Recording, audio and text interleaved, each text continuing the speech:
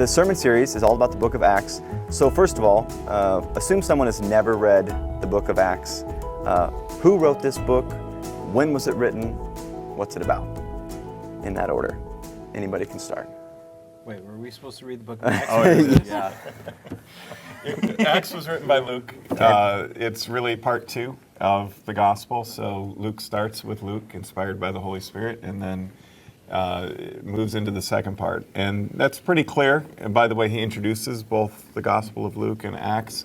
He's writing to the same government official, Theophilus, and he says that both times, and he introduces the topic in that way. Luke focuses on from birth to life to death and resurrection of Jesus.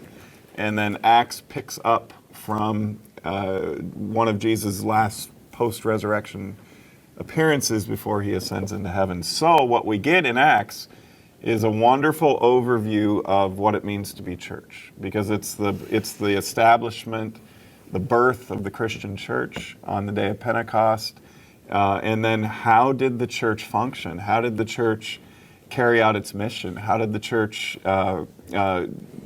relate to the world around them and bring the light of God's love to that world? So I think it's real pertinent for us and for any church to say, what does it mean to be the church?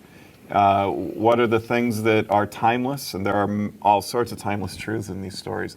Plus, it's action-packed. It's definitely, it would be in the action-adventure genre of your, video store. Nobody does video stores anymore, but your Netflix, guide. Yeah. It definitely lots of great stories that bring these timeless truths to us. Absolutely. Anybody else add? I was just thinking, one of the things I really like about the book of Acts, I didn't have a mom or a dad who worked in a church.